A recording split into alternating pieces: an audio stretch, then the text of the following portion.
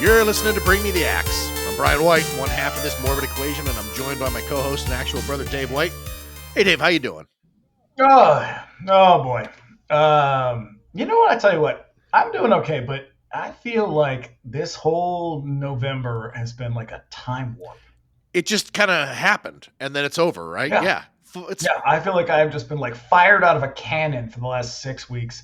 And I am just like, what's going on? What's everybody doing? Yeah. Why is it Christmas time already? Yeah, I was like, all right, after Halloween passed, I was like, you know what? All right, we'll just coast to Christmas. It'll be fine. It'll be a nice couple of months. But then all of a sudden, fucking November's over. Yeah, I don't know what's going on. It's crazy. Yeah. So what are you drinking over there? It looks fancy. Oh, it is fancy. This is Anna. This is a Hill Farmstead. It's a farmhouse ale with honey. Ooh. It's fucking delicious. Yeah. It is probably my favorite beer of the year. Is this one of the ones you got on your little road trip to Portland? I got this in Vermont at Hill Farms. Ah, all right. Not recently, though. This was a while back. No, I recently went to Allagash. All right. Yeah. I'm a connoisseur of beer, you see. you know some beers. You seem to really appreciate it, too. I do. I'm over here drinking a Coca-Cola. That's disgusting. You are garbage. You are a trash person. Garbage person. So we practically grew up in neighborhood video stores, and the steady diet of utter garbage that those shops provided us with continues unabated to this day. There's no one else I enjoy chopping it up with more about trashy movies than Dave. Just before we get into it, little housekeeping. If you want to keep up with us between episodes, you can find us on Instagram at Bring Me the Axe Pod. You can find Dave at That Queer Wolf. We're having a good time over there. You will too. Give us a follow. We've also got a sweet website at bringmetheaxe.com. You can listen to all our past shows there and read the transcripts. You can also contact us directly at bringmetheaxepod@gmail.com with any questions, comments, or suggestions. Do let us know if there's a movie that you love and would like to hear us give it the business. Lastly, if you like what you hear, you can subscribe to us wherever you get your podcasts. And you'd be doing us a favor by leaving us a 5-star review on Apple Podcasts or Spotify. So, you know, that I've seen that number rise, and it's nice. And we got a couple of really, really nice reviews on Apple Podcasts. So to all of you people who've done that, who've actually like pushed the button to give us the 5-star review, or you've actually taken a few minutes to actually write a review, I want to thank you from the bottom of my heart. But to you people who listen and haven't done that, I want to talk to you over here for a second. Man, what the fuck are you doing? You're making me look like an asshole over here. Yeah, but you should do it. You should do it anyway, though, because it'd be like a Christmas present to me. And also, there, if you want to get me other Christmas presents, I like horror movies and beer. That's about it. Yeah. So those 3 things, you give me those. Yeah, 3. just take a couple of seconds out of your day. Just push a little button there that says 5 stars. You don't even have to write a review, but if you do, we'd really appreciate it because that goes a long way. So I just want to get that all out of the way right at the top of the show. So here we are. Thanksgiving has passed us. It was a wonderful little Thanksgiving that I had. We watched Mystery Science Theater 3000 all day like we do every year. Ate a lot of food, but also we watched Blood Rage. So here I worked all day. Yeah. So I wrote stories about murder, and then I think I had pizza. You were thankful for that pizza and for murder. Yep. So here we go. Here's a little taste. Here's a little taste of what you're going to get tonight. Looks like you're going to get a chance to meet the rest of the family. My psychotic brother just escaped. I just don't want to spoil things. Anybody else need more turkey? No, I'm pretty good, thanks. I don't like to talk about my brother. It gives me nightmares. I mean, it is Thanksgiving. You know, somebody ought to tell him to get inside. Nobody should be out with my brother around. He looked exactly like Terry, except he had this really wild, crazed look in his eyes. There's somebody after me and he's chasing me and he's trying to hurt me. You're gonna hurt my kitty. Oh, God. You're a real sweetheart. You know that? A real sweetheart. It's not cranberry sauce, Artie. It's not cranberry sauce. That's not cranberry sauce, Artie. Yeah, That's one that you kind of got to see really to experience it. Yeah. Also, Like most trailers, it's a visual. it really is. Like I play them because I remember a time when on the radio they actually used to run movie trailers. You know, of course the trailers were very, there's a lot of dialogue and shit. Some trailers that we run not a lot of dialogue. It's just a lot of music and people screaming. So it's kind of hard. This one's a weird one because I'm not sure if that can't be the actual theatrical trailer. And I'm not convinced that this movie actually. I don't think it even had. I don't think it did because it had a very, very limited theatrical run under a different name that we'll talk about. But it was released to video, but like years after the movie was produced. So like, well, it was released in theaters too. Well, right. That's what I said. But it had a very short run. It was an entirely different movie that was released to theaters. Basically, this was like a troubled production that kind of sat on a shelf until somebody came along and kind of sliced it together. And so I'm not convinced that there was ever really a trailer for this movie. No. Like I said to you earlier, this is a movie that people talk about like, oh, that old classic, like it's Friday the 13th. And the reality is pretty much nobody had seen this movie until Arrow released the Blu-ray in like 2018 or 2017. Yeah, I'd never even heard of it until you mentioned it. And it was about this time last year that I watched it for the very first time. So, yeah. And maybe you can kind of see why it was a forgotten. Well, I can see it and I also don't. Like why? Because it's very much like the tail end of that first cycle of teen slashers. Right. So it would have been. It was produced in '83 with the intention of being released in 1984, which would have put it really right at the end of what's really kind of considered the golden age of the slasher. Right. Yeah, either like the very end or the beginning of the sort of second cycle. But it's like it has the reason people never really saw it or heard about it was like it gets made in '83-ish. And then it gets shelved and it comes out in 87 at a time when and it's like late 87. And it's at a time when horror was very different by that point. So it's like this movie feels very old even by 1987. Right, because 84 happens and like there's a couple of real solid hits in there, but also 84 is the year that Nightmare on Elm Street comes out and changes everything.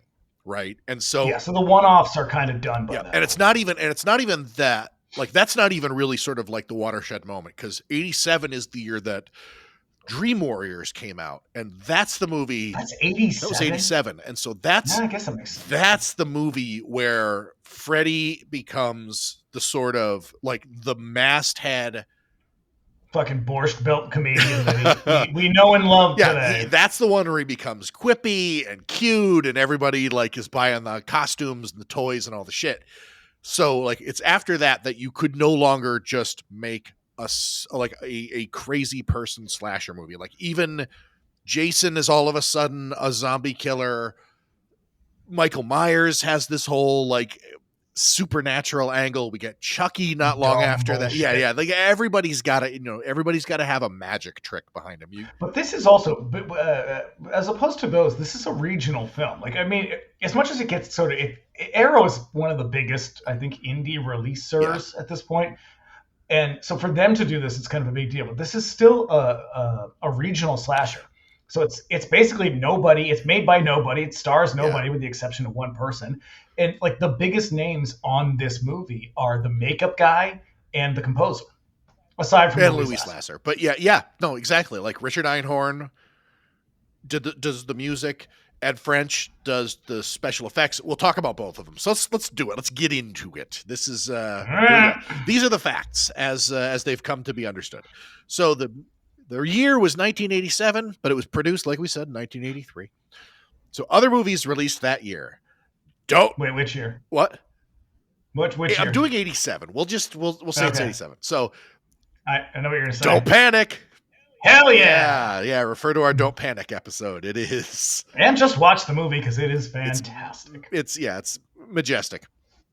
Also released that year, From a Whisper to a Scream, which features a necro, which begrudgingly features Vincent Price and Susan Terrell, who are the best parts of the whole movie. But also, there's a necrophilia baby in it. There's also Bad Taste came out that year, the Peter Jackson flick. Stage Fright, which is that's Umberto. No, that's Lamberto Bava, right? I think so. It's either that or it's Michele Soavi.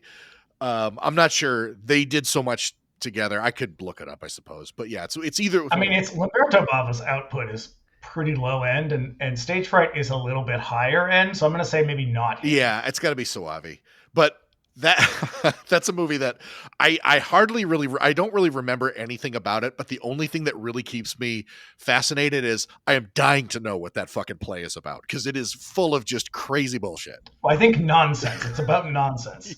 I like that movie a lot. I think it is big and it is melodramatic and really fucking stupid. It's extremely Italian. But the killer is so bizarre, and that giant owl costume is kind of awesome. Super evocative. Yeah, it really is. Yep. And rounding out the bunch for 1987, The Monster Squad. Fine film if there ever was one. Cast and crew. This was directed by a guy named John Grissmer. And like so many of the directors featured on this pod, he produced a couple of movies, then fucked off to do something else. I found that looking up information about him was crazy hard. There's just not... I couldn't find anything. Not much to know, but I did find some interesting stuff. So before and after Blood Rage, he was primarily a stage guy. He directed one other movie, which is in this movie. Oh, Scalpel? Scalpel. And then... See, that Arrow also put that out. I looked it up. Looks interesting. Looks a little more sophisticated than this one. I'd be interested in seeing it. But then eventually he just bails on directing. He writes a few books, one of them being a stage musical about the invention of the sport of basketball.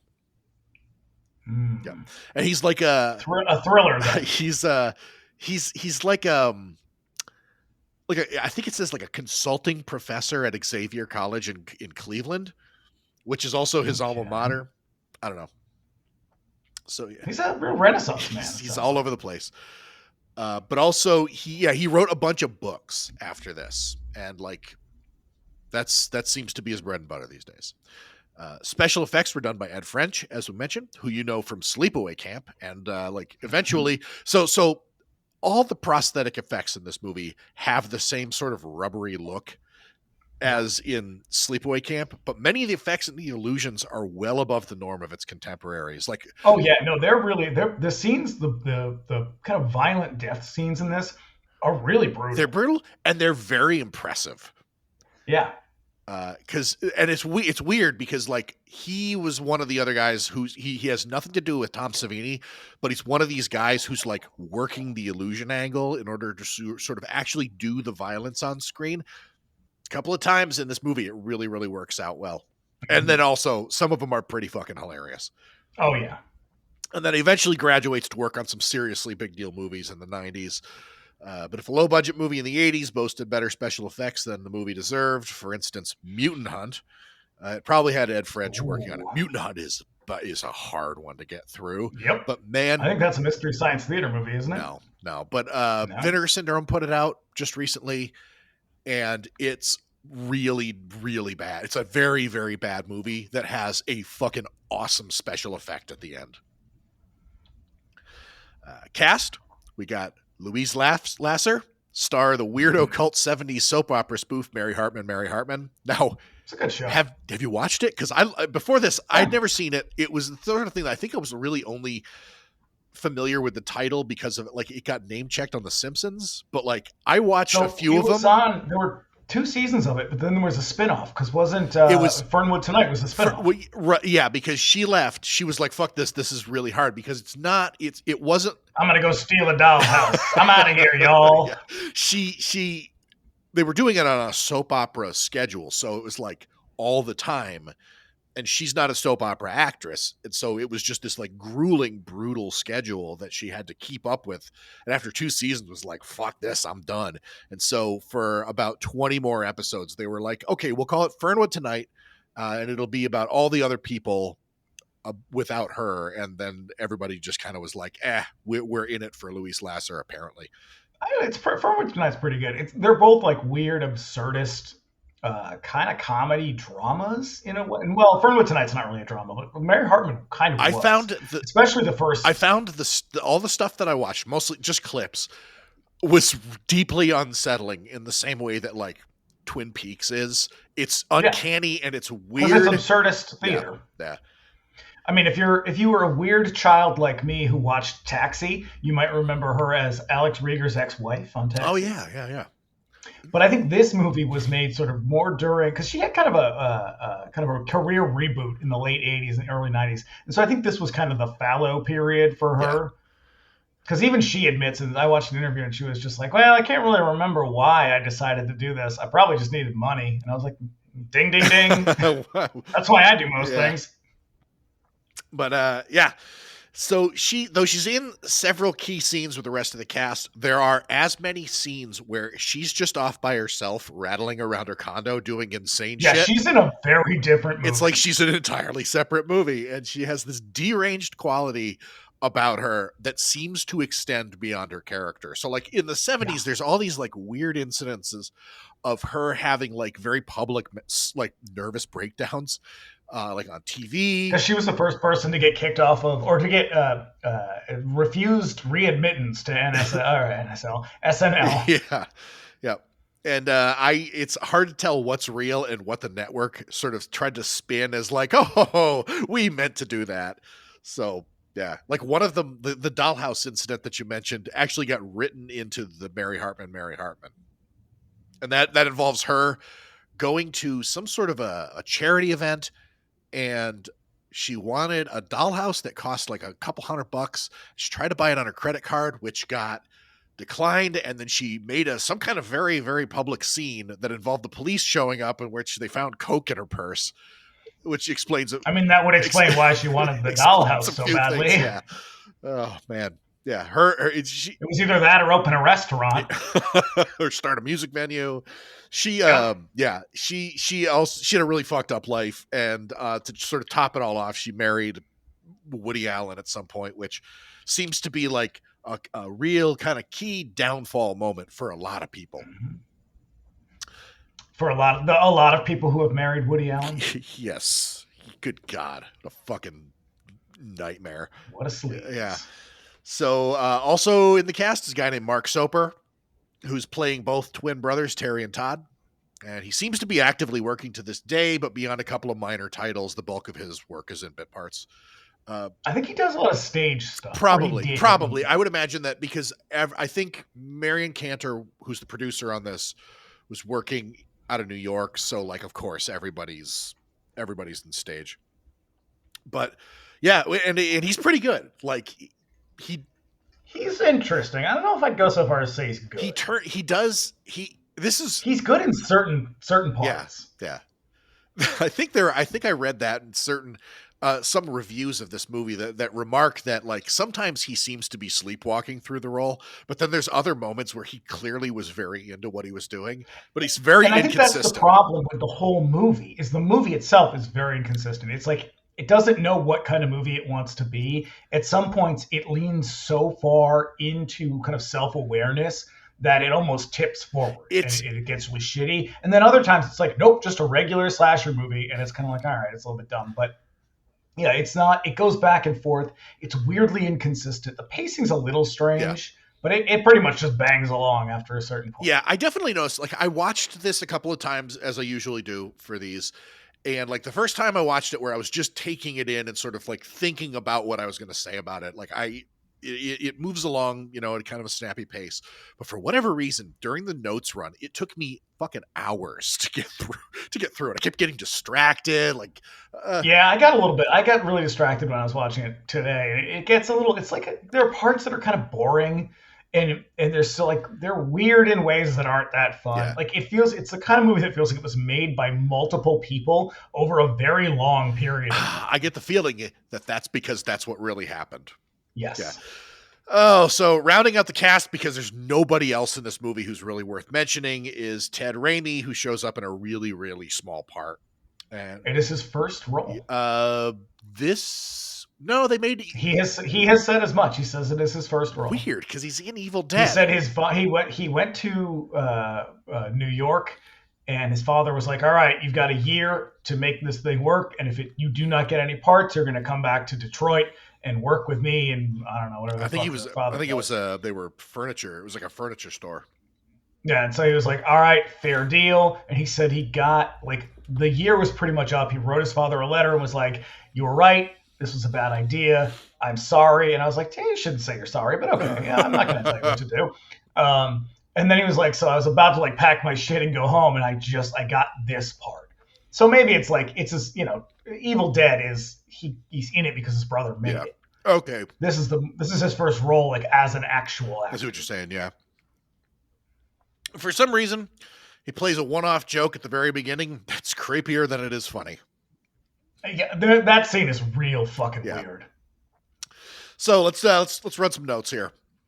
The taglines for this movie: "Not all the evil is on Elm Street."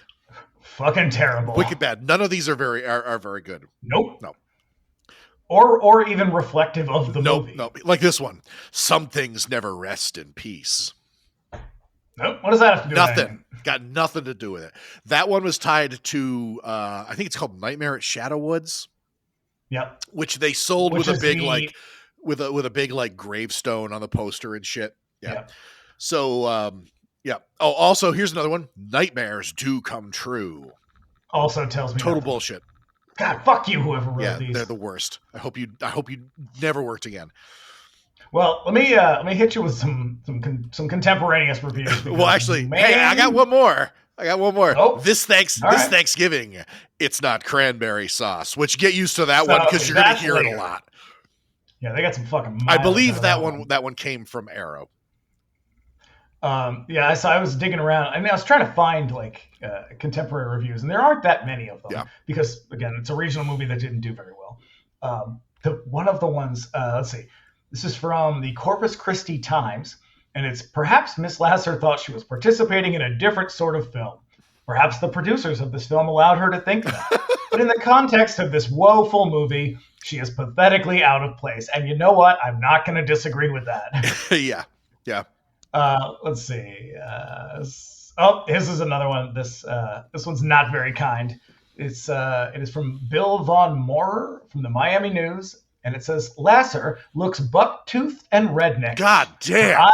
Her eyes bug constantly, and her talent, if there ever was any, sags in every scene." To which I say, come on, man, that's some real fucking misogyny right there. That is brutal shit. And God damn, fuck that guy. So in the last one, this is a really good one from the Tulsa World. John Woolley from Tulsa World, coming to you live from Tulsa World News. John Grismer's directorial hand is, to be charitable, not exactly firm. Shots don't match up. The acting level varies widely from scene to scene. And occasionally, it appears as if Grismer just had his cameraman turn on the camera and let it run. The garish, flat color and skin flick lighting are in keeping with the generally sleazy nature of the film. I'm gonna give it to him. I can see that. I can see that. Gonna give it to him on that one. So yeah, some of these a little bit mean, but not wrong. Yeah. So this movie goes by several titles. So during production, it was called The Complex. And you can actually see that in the credits. Oh yeah, none of these titles are good. Yeah, so in the credits, it's Complex Productions, I think, is the company that produced it. And of course, it's referring, I believe, to the condo complex that the movie takes in. Not a terribly compelling title. It was changed to Slasher, which is the version I watched. Right. So if you get it from Arrow, you get the movie that has the original title over it. It's Slasher. So that was the one before it got shelved for several years. So then in 1987, it was finally put together. It was cut significantly and was retitled to Nightmare at Shadow Woods. And then it was released very briefly in theaters, I believe, in Florida. And it was also heavily edited. Yeah. For some reason. And then it got even further edited. Which is crazy because the feature length version, like the restored version that Arrow does, not the composite version. That's like 87 It's like 82 minutes. Yeah, it's crazy. So, same year, Grismer's original cut of the movie was retitled to Blood Rage and released to videotape. And then Arrow comes along, makes both versions available in a 3-disc release a couple of years back that also includes a third composite cut for completists because Nightmare at Shadow Woods has scenes in it that like the Slasher Blood Rage version doesn't, but apparently it's sort of like filler shit in the same way that like John Carpenter's TV version of Halloween is. So fuck it. Yep. Grismer and Lasser clashed so hard and so frequently that he, the director, John Grismer, walked off set and refused to come back. Marion can't. So I'll tell you though, it seems like everybody, when they talk about, specifically when people talk about Louise Lasser in this movie, everyone seems really careful about what they say. Like everyone's just like, oh no, she worked on the movie. She was there. Yep, she's a lady. She's an actor in the film. Yes. I do recall her being on set. Yes. Yep. No, we did. I wrote a check to her. Yes. Yeah. Yep. Well, was she any good in it? She's in the movie. She is an actor. Yeah, there's a lot of that because there's a lot of like people being like, some people are like, oh, Louise Lasser, she was a real trip. And it's like, I think I know what you're getting at here. And then, but when you add, like, there's an interview with her, and I think it's from the Arrow release, that she's talking about like this scene, because she doesn't really say much about, she doesn't seem to remember much. Well, she says she doesn't remember much, but then she goes on to talk about it quite with detail. So it's like, I think you do, but she doesn't talk about the director specifically. She talks about the role though, and the way she talks about it is that like you get the feeling she didn't really understand it, and she didn't really understand horror in general. She'd never really been in a horror movie, and I think by extension she didn't get horror movies at all. Like she'd never even seen one before, because she seems to find it all very bewildering. Yeah. And so they're like, so in her head, it's like, okay, you're terrified, you're really freaked out, you're scared. And to her, that translates to, you're a fucking maniac through this entire movie, because she spends a quarter of this movie just screaming. Or incoherently, like sobbing on the phone. Yeah, it's really, really bizarre. Like it's a lot of really weird shit. So everybody's just like, she was in it. It was, it was a real wild experience. Yeah. The producer? He's even like, it was a real rough experience for everybody. It sounds like it. Like, but it sounds like she just didn't, like, he was just trying to like, let's just fucking get through this movie, and she was just like, what's my motivation? And he's like, I don't know anymore. I don't even know what you're doing. I don't care. Anymore. I just want to get done with this. I need to. I don't even need to get paid. Just go away. I'm writing a play about basketball. So yeah. Marion Cantor, the producer, also she's the woman who plays the doctor in this. She plays the doctor because the woman that they cast for the role just didn't show up for the part, which explains a lot of things. Eventually, when we get to them, it explains certain things. So I suspect, that, like you said, I think that Louise Lasser was very, very difficult to work with. She seems to, which is a real, like, I hate that phrase because it's a really loaded phrase that's usually used to be like, oh, she's a woman in Hollywood, she's just a bitch. Yeah. It's like, no, I think this time Louise Lasser might have actually been pretty difficult to work with. Yeah. So good God, but it shows. But the thing is, for me, the reason to watch this movie is her, because through and through. If anyone ever wonders what is camp, Louise Lasser in this movie is camp. Oh man, because the rest of the movie, it's a mostly unremarkable slasher. It's got some key moments of violence that really are very cool, but the story is dumb. All the characters are fucking morons. Like it's just there's one particular character that when she finally dies, I was like, oh thank God. So this is like a very bad, like if you think about like slashers and maybe and this kind of cycle of horror movies in general as like a game of telephone, this is the kind of at the end where you start with like Bob Clark and John Carpenter being like, we're going to make awesome fucking movies, everybody. And then it kind of gets filtered down and eventually everyone's just like, what is it? They're all really horny and awful, and then they get killed very brutally. Sounds great. Let's make that. And it's like, no. I think you missed a big chunk of what was happening before. Yeah. Oh, yeah. Because this is that.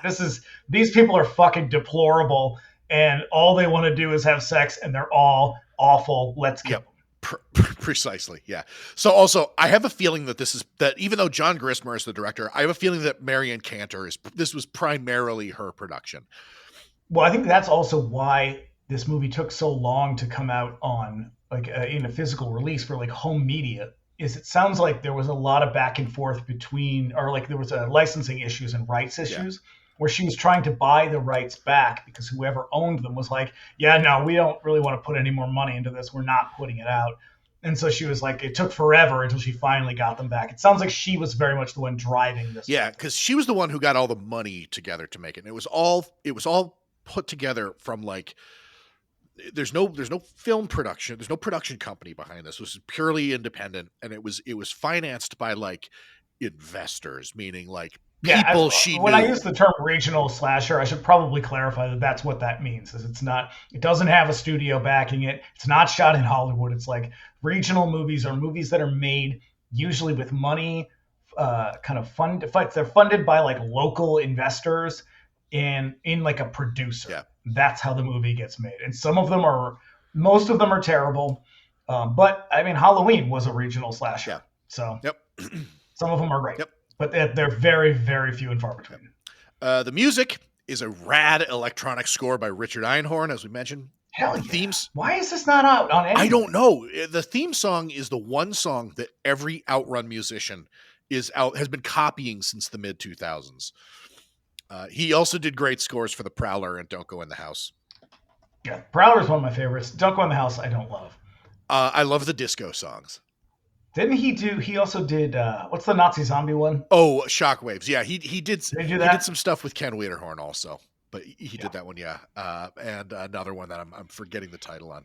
That's a dude who I cannot abide by his fucking Shockwaves. When I finally caught up to that one, I was like, oh god, this is the movie that people have been like praising for so many years. Oh, it's fucking unbelievable. terrible. It's like almost unwatchable. It's extremely fucking boring, and it makes perfect sense that like Return of the Living Dead is as bad as it is because he's the fucking one who pulled up to try to like reproduce the energy and magic of the original. Anyway, so we open on a drive-in theater in 1974 in Jacksonville, Florida, for some reason. Which is actually in beautiful New Jersey. And so a dapper 80s gentleman buys some popcorn, then pops into the restroom to what would seem to be buying drugs from a shifty dude in an overcoat. Either that or meeting an anonymous man for sex.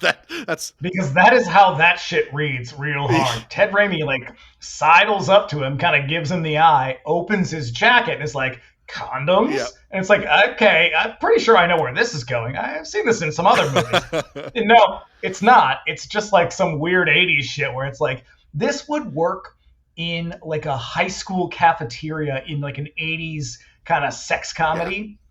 Yeah. It plays very, very different in a horror movie where everyone is ostensibly an adult, and this shit's real fucking creepy because there's no words. It's not like there's like people clamoring around him. He's not like the kid in the high school movie that's got like porn mags and condoms and whatever. Yeah. It's just like a dude who kind of like slowly and slyly approaches him. It's like, hey, oh yeah, and for some reason he's costumed like he just stepped off the set of The Grapes of Wrath.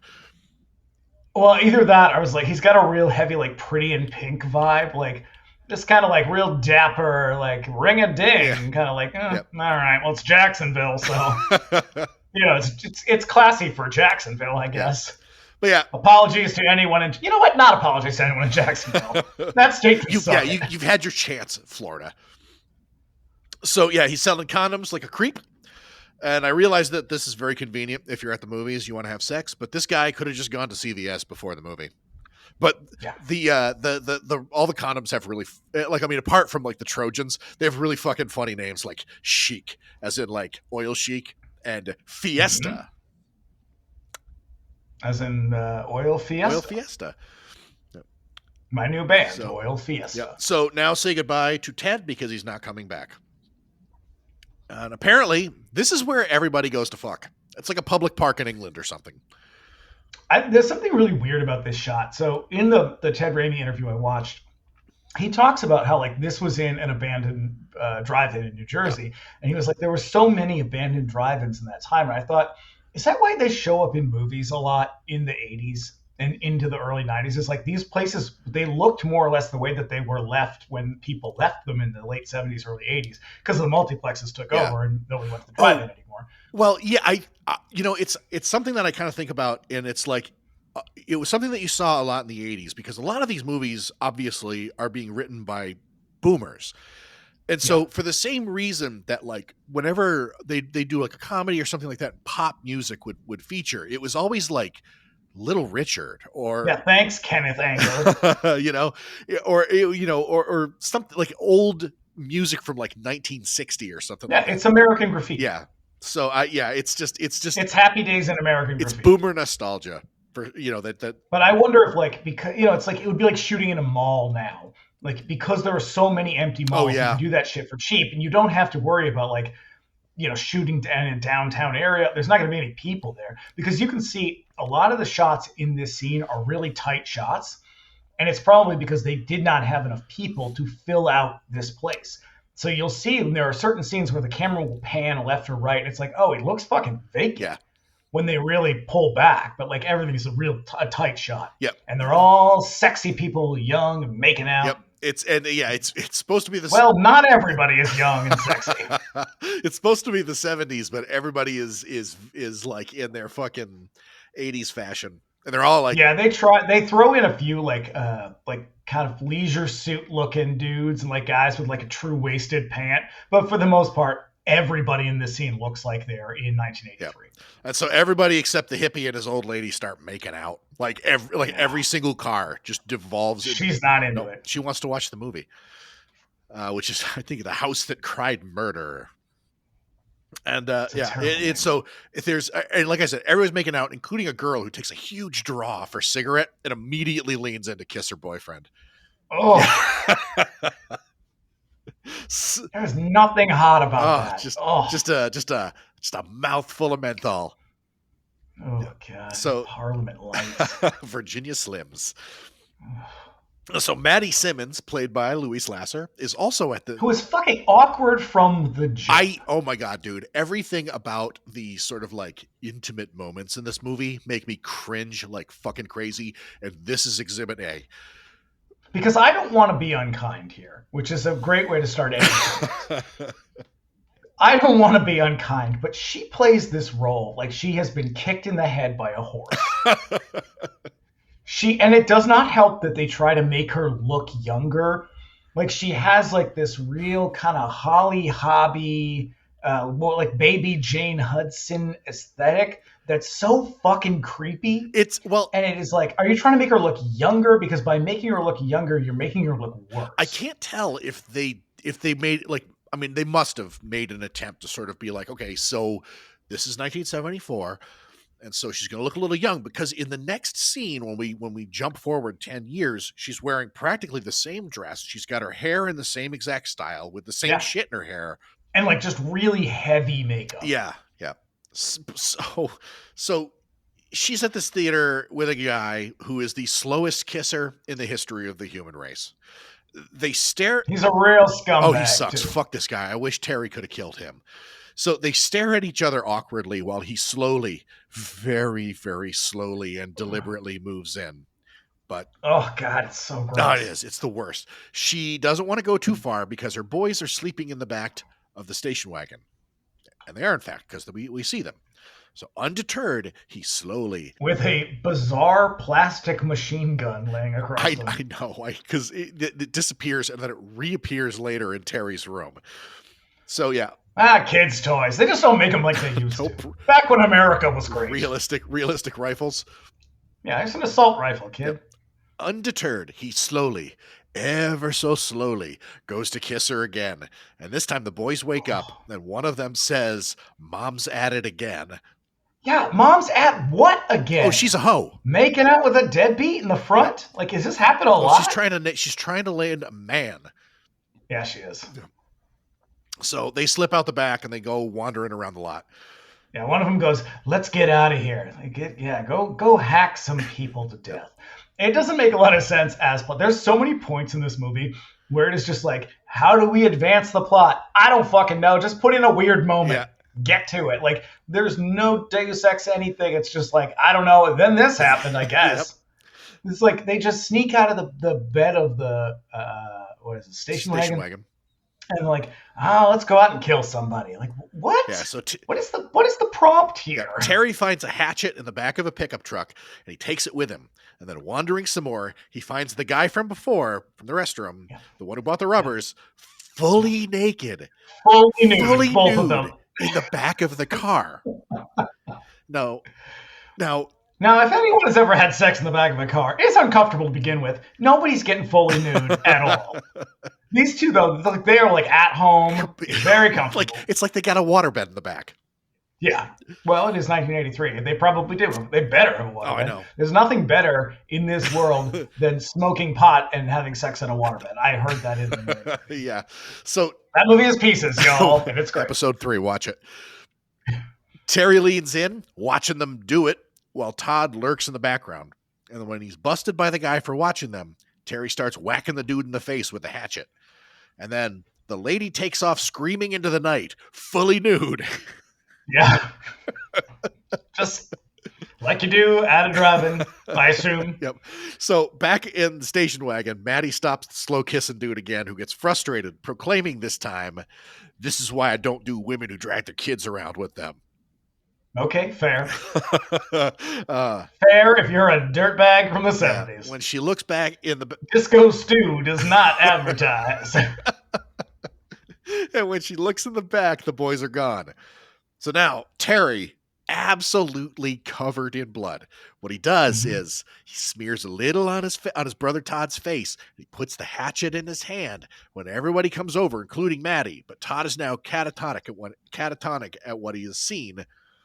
So obviously everybody assumes that Todd did it, even though his brother is absolutely covered in fucking blood.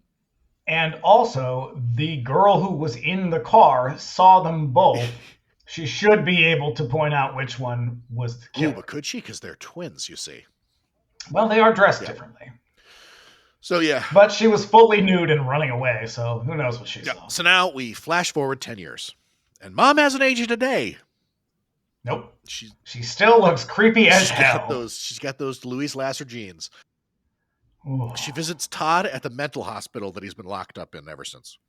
And his doctor tells her that Todd is starting to remember what happened, and he blames his brother.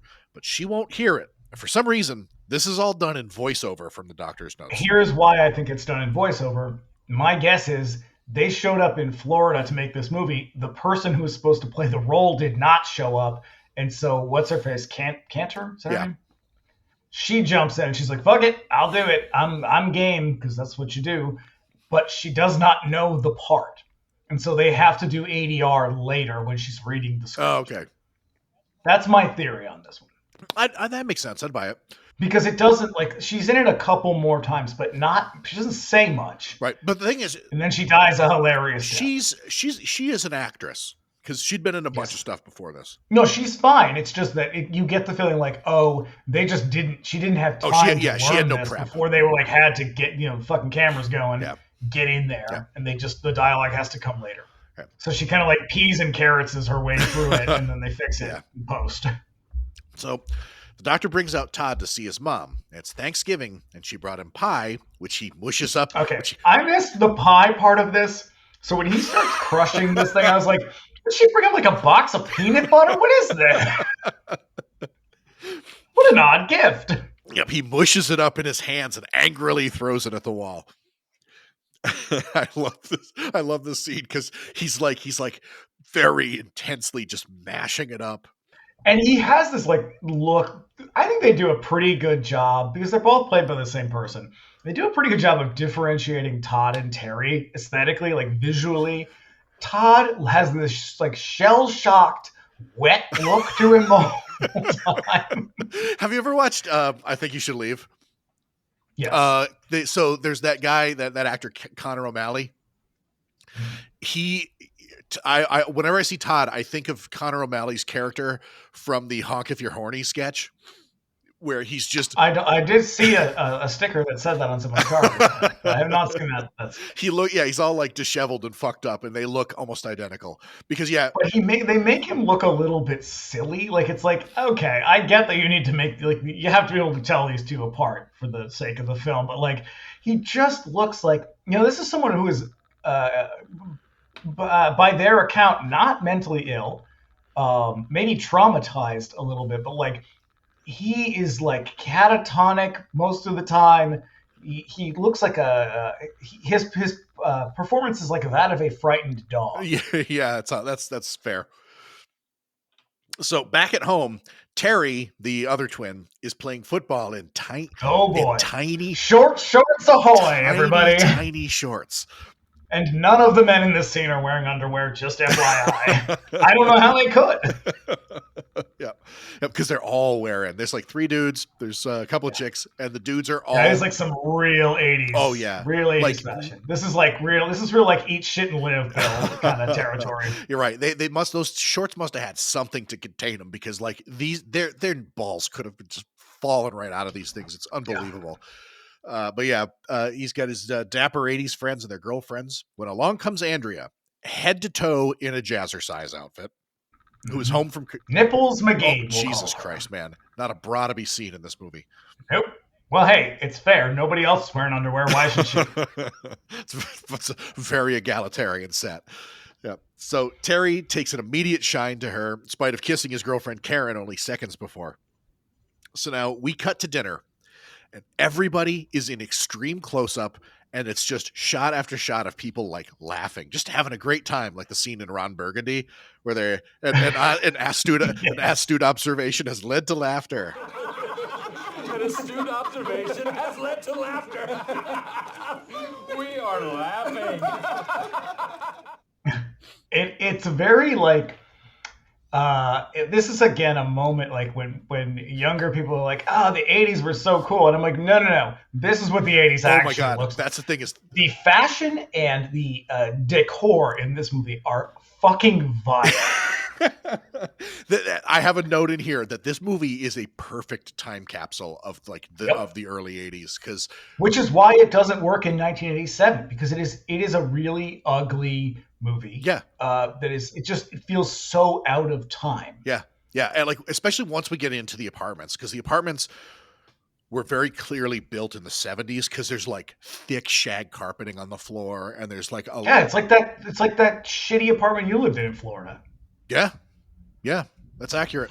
Or that shitty apartment I lived in Weymouth, which I like to think of as Massachusetts' Florida. Yeah. It really is. It's just like wood paneling, and like all the brown is offset with green. It's a sort of environment that really makes you want to throw up. Yeah, it's like this avocado carpet. I think there's carpet in the kitchen, which I always find disgusting. There's probably carpet in the bathroom, which I find doubly disgusting. Yep. Oh, this movie makes me want to barf. So there are so many notes that I have that just say whatever the note is, and then it says, God, it's so 80s. It's in here like 9 times. We've got, there's a character in this movie who I don't know her name. I just call her 80s lady, because she is the fucking icon of the 80s, and we'll get there. So Maddie and her boyfriend Brad announced that they're getting married, which leaves Terry shook. And meanwhile, and Terry has on a shirt with a popped collar and a tie. And the tie is very loose, which doesn't work that well. No, but he is also like quintessentially 80s in this. Like he is like gently feathered hair, the proto yuppie. And I see a lot of parallels between him and like Patrick Bateman. I hate that book. So Maddie, meanwhile, is looking seriously unhealthy, because we get a lot of really tight close-ups of her face, and I don't know if it. But I think that just Louise Lasser just looks seriously unhealthy. That's the thing. Like, I don't think that's the character. I think it's just Baby Jane on camera. Like, that's just how she looks. That's the thing. That's my time. note. I can't tell if it's because of makeup or that's just how she looks. And again, I don't want to be unkind. She's not. It's just that she looks so. It's like uncanny valley. Like, her teeth are huge, and like her there's so much fucking pancake makeup on, and she's got this garish like eyeshadow, and her hair is in ribbons like a little girl's hair. It's just really, the whole thing's very unsettling. Yeah, like her eyes are also very dark in a way that that says like, I have not slept much lately, and not like this is makeup. It's really because of fucking dollhouse cocaine. That's why. Yeah. So Terry proposes a toast to this announcement by lifting and he is drinking milk. A tall glass of milk. I can't, okay, we just talked about how fucking disgusting this decor is. I can't imagine anything more disgusting than Thanksgiving dinner and a big glass of milk. Big. I don't like milk at all, but Jesus. Big, thick, warm glass of whole milk on Thanksgiving Eve. Oh. I know. And so their body language, him and his mom, is alarming.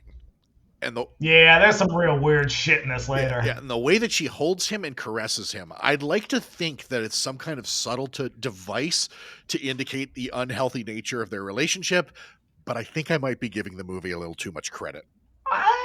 Maybe not. The 80s seemed weirdly preoccupied with like subtle incest in ways that it's like, what is this? Like Prom Night 2. Yeah. It's got that. I mean, that's real kind of overt, but like, it's real like caressing in a way that makes everybody uncomfortable. It's just like, hey, we're not saying that's what it is. Like, we're not crossing any lines here. We're just gonna, put you on your heels a little bit. And boy, just a lot of like kiss. And then she says, I'd say that this big bird is ready for carving. And my note says, I think she's talking about the turkey ?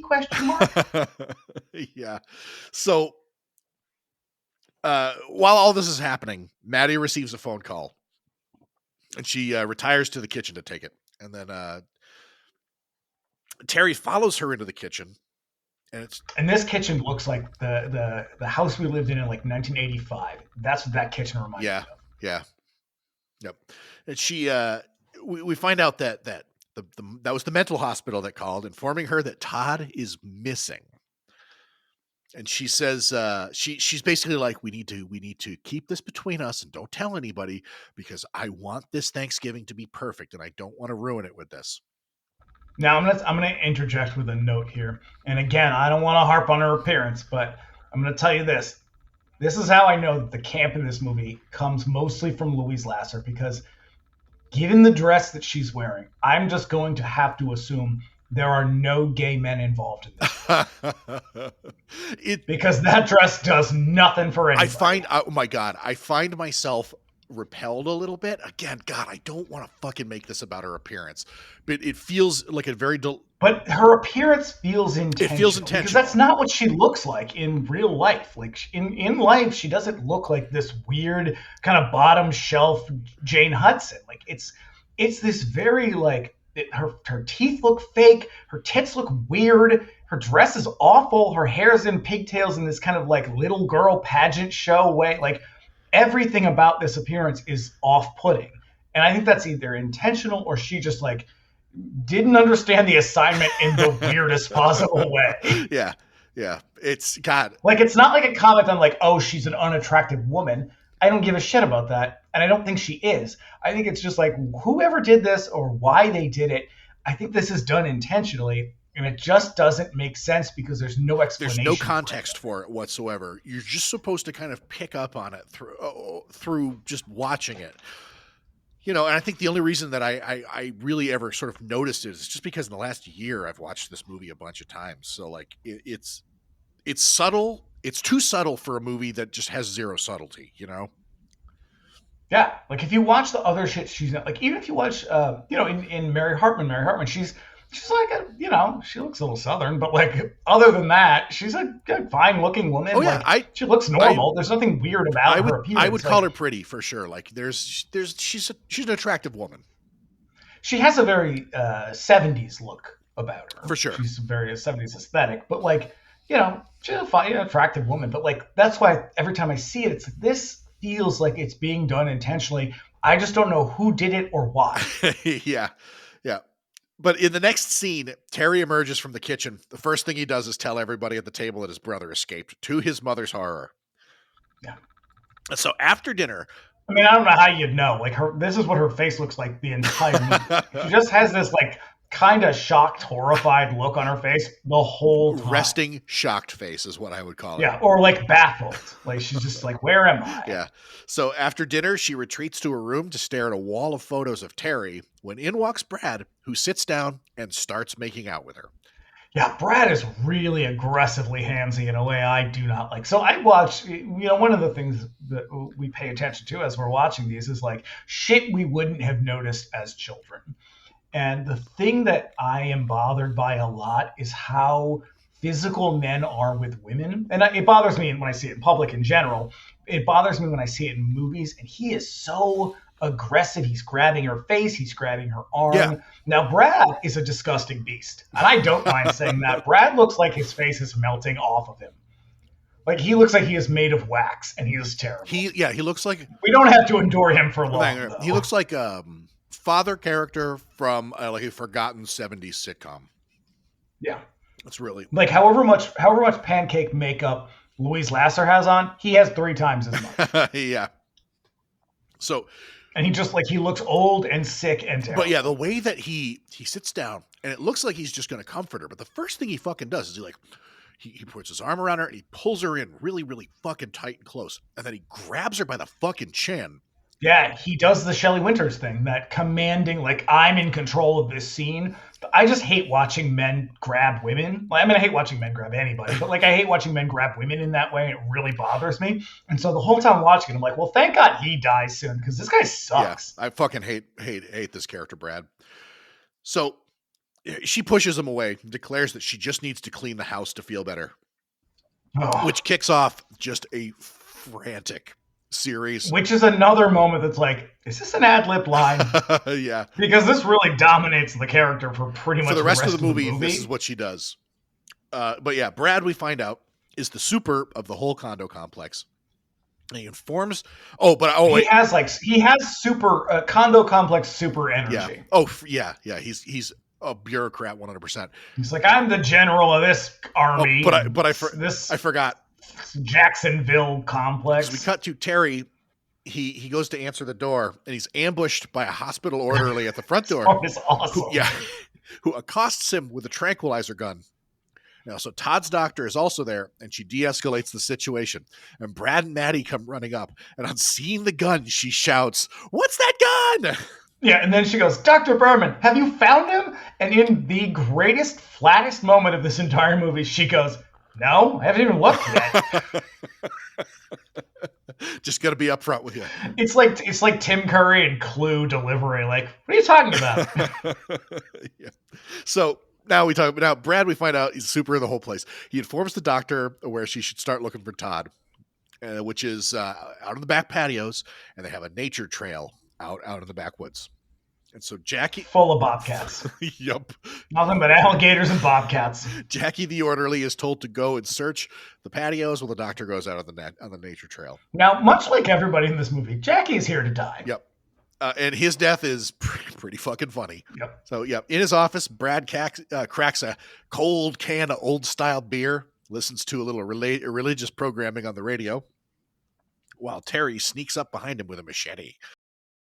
And for a movie made in Florida, that's a pretty authentic touch. There, when I was moving down there, had the radio on the whole time because we didn't have a CD player or anything in the truck, and so it was just like scanning the fucking airwaves. And I swear to God, there was many just religious programming stations. Like after a certain point in America, they had as many as like rock stations. It was a little fucking crazy. How folksy and offensive. But so before the carnage starts, he introduces us to Chekhov's gun, which is literally Chekhov's plastic gun. It's a toy. Which could not look more fake. Because later on, it's an actual like prop pistol. No, there's a different gun. That's right. But there's two guns in play in this movie. And I suspect that both guns are the same prop. But in this scene, they look like the same. He takes out what is very clearly a toy pistol. Yeah, it is like very obviously plastic. And I think you would even notice that, you know, if you're watching this on it's probably shot on 16 millimeter. If you're watching it on the big screen, you would still notice this is a plastic gun. Like the color is worn down in certain places. Like it's not even a new toy gun. It's a used toy gun, which... come on, Blood Rain. I know. So when he turns, Terry chops his hand off. He says something like, well, look what the cat dragged in. But before he can finish what he was saying, Terry chops his hand off. Now, my favorite thing about this, so the hand hits the floor. With the beer can in it. With the beer still in it. And it's supposed to look like a PBR can, I'm guessing. Yeah. And the hand is still twitching. Now, IMDb lists this moment as a goof, quote unquote. Because it's like something about like, well, the human hand doesn't have the nerve. And I'm just like, oh my fucking God. Seriously? Yeah. Listen, horror people. Just shut up. Just shut the fuck up. You're all taking this shit too seriously. This is not a goof. This is a dumb moment. Do we also want to comment on the fact that part of your wrist has 2 bones in it and not the one that you see? Yeah, fuck it. Who cares? No, because none of that Who gives matters. a shit? You know what I say to them? Hey, shut up. Just shut up. Yeah, you're ruining the movie. Stop talking. Yeah. So, so we see the blood hand with the beer can still in it, blood spurting from the stump. And now, meanwhile, Jackie and the doctor wander around in their respective locations looking for Todd.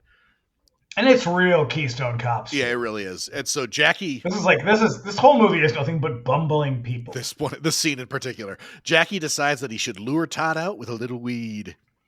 Mm-hmm. Sits down like you do. Yep, sits down on some stranger's patio and lights up a joint. Now, in walks Terry with a machete conspicuously tucked behind his back, and the two of them smoke the joint. And so when Jackie tells Terry that Todd told her that he never... And Jackie's like, you should say Jackie's like legit douchebag. Like he's got on like cut off, it's like sleeveless sweatshirt. He's got a real shitty mustache. That's like kind of not quite there. He's a gigantic dummy. It's like when a 14-year-old tries to grow a mustache. It's like, I feel bad. Like you don't know how bad you look, and I am embarrassed for you. It's that kind of thing. So so he starts to tell Todd starts to tell Terry that Todd is like remembering things, and he said that he told the doctor that he never killed anyone, which Terry says, yes, he did. And he runs him through with the machete. Which I kind of like that moment because he doesn't say it like out loud. He says it kind of under his breath and then stabs him. Yep. And so this is one of the cool special effects in the movie, because there are moments in this movie that work really, really well. It's just a shame that they're in this movie. Yeah. So machete, not really a stabbing weapon, but who gives a shit? You can see the blade actually sliding through Jackie's body in what is a really neat illusion. I don't know how they did it because you the way that he's positioned. It's a thing that wraps around. I don't know about this one in particular, but I know this because of another thing we recorded recently, where it's like a thing that wraps around the body and has a thing in the back that slides out. Oh, no shit. So when they push in on the front, like whoever the actor is, like closes their arm or something like that, and it pushes the thing out. Oh, that's awesome. Because it's like every time I watch it, I watched it a couple of times. I'm like, damn, that's a really cool effect because it's the same effect that he does in Sleepaway Camp with the arrow. Oh yeah, okay. Where it's like a thing where the other half of the arrow flips up from the back. That's right. Yeah, because just like the way that Jackie's body is positioned, it's not like they stabbed him through the arm or something like that. Like it's right. very impressive. Effects in this movie, while not great, definitely cut above the norm for the era. Also, way more explicit and gory than. Yeah, there are moments in this that are really violent. Yeah. The movie was very likely made on pocket change, and they really make the most of the dollar in the effects department. It's very impressive. Back at home, Maddie sits on the floor in front of the open refrigerator. In the weirdest fucking scene in this entire movie. She's just pulling shit out of the refrigerator, eating it with her hands. Like, this is that moment of like, what are you trying to convey to me? So, are you trying to convey that you're mentally ill? Or that you're a really fragile woman and like you're so shattered that this is how you're coping with this? Because like, I kind of get it, but at the same time, what the fuck? So this is the thing is I suspect that all of these scenes of her just like rattling around the apartment being crazy were the stuff that was shot after Grismer came back. And they were like, I guarantee some of the conditions were, okay, we're just going to do this without everybody else. And so it seems like she's in an entirely different movie just by herself. Cause she's seated on the floor like a child and she's stuffing her face like eating with her hands like a maniac in front of this open refrigerator. It's like here were the notes for this. Everybody else understands they are in a slasher movie in 1983 and they behave as though they're in a slasher movie in 1983. She heard slasher movie in 1983 and immediately like flashed back to hysterical woman from a horror movie in the 40s. Oh no, you know what it is I guarantee like she was like, what's a like what like tell me what kind of horror movies, like what are horror movies now? And somebody was like, like Rosemary's Baby. And so like she watched just the wrong movies as reference material. Yeah, I don't remember anyone in Rosemary's Baby sitting in front of Oh no. in front of the refrigerator, stuffing their face with their hands. I love this shot though. It's very, very fucking funny. It is so strange. It is, but this is like anytime that someone's like, "Oh, well, camp is this." No, camp is this. This is camp. Camp is Louise Lasser fucking cramming green beans in her mouth with her goddamn hands. This is the fucking eat a bag of dicks, fucking Susan Sontag. That's camp. Yeah, this is save that for the t-shirt. This is the archest shit you've ever seen. So out in the woods, Terry finds the doctor and attacks, and she stands there like a moron with her mouth hanging open instead of running. So back at home, yeah, they really waste no time though, like really get into the killing in this. It's just like, well, they're getting married. I guess that's why he's got to kill people. Yeah. Let's get to it, everybody. Yeah, because it has a very strong start. It sags, and then it really, really hits. Is this the part where she's dialing the phone and pouring a humongous glass? Because that made me so anxious. Oh, right, because she like stops pouring it, and it's like, is she gonna spill it? Yeah, I can't do things like that. I have to do one single thing at a time. And she's like dialing with one hand, pouring with the other. And I think she's got a lit cigarette and what, like in the probably. Yeah. It's 1983. Why wouldn't she? Yeah. This is the part of the movie where whatever she's doing diverges from the rest of the movie. It's like she's in an entirely different picture. Well, because she's also it's worth noting she is separate from the whole movie. Yeah, because she exists in this world. Everybody else has people to play off of. She never does. Nope. She has Terry occasionally, but for the most part, she's acting by herself in this weird tiny apartment. So it's like, even if you got to give her some credit, like if she doesn't know what to do, because one gets the feeling there's not a lot of strong directorial presence in this movie. Yeah. And so she sort of kind of seems like she's just left to her own devices and is like, all right, well, I guess I'll direct myself in this weird one-act play in this like fucking lockbox. Yeah. So everybody else has a movie to be in an ensemble cast, such as it is. She is sort of really off on her own, and you feel that the whole time. Oh yeah, this is like she's doing a one-woman play of women on the verge of a nervous breakdown. Like that's yeah. So, yeah, out in the woods, we see the aftermath of Terry's encounter with the doctor. She is torn in half. What is hilarious about this, though, because obviously it's like a very simple practical effect, but they didn't do enough to build up the torso. So, like, her head is normal, her shoulders are normal, the rest of her torso, because she's kind of cut, like, right in the center. Yeah. The rest of her torso is, like, half what it should be. Yeah. So it's like something came along and ate half of her. Just emptied her out. Yep. And so now Todd has found his way home, and Terry is in the bathroom examining all the gore all over his clothes. Showering in his underwear. Showering in his underwear, like you do. He licks the blood from his fingers, and he utters a phrase they loved so much that you're going to hear it 2 more times. It's not cranberry sauce. No. And I, it feels I am on record as being I have a very low opinion of trauma movies. I hate them for lots of different reasons, mostly because I think they do not take anything seriously, which I find offensive. And this line of "that's not cranberry sauce," it feels very trauma to me. It feels very juvenile. Like, hey, right? Yeah, it's real funny, right? And it's like, okay, yeah, it's actually not that funny. But also stop saying it because it's not going to get funnier when you say it more. It doesn't work like that. Oh, no, they love it. It's not like that cycles back around. Like, what is it, 3 times where it's like eventually you say it enough that it becomes funny? This isn't that. No. This line is just fucking dumb. Yeah. And so, but God, do they get some mileage out of it? Man, it's alarming that they were like, oh, man, that's some fucking gold right there. It's like the crown jewel of the entire movie.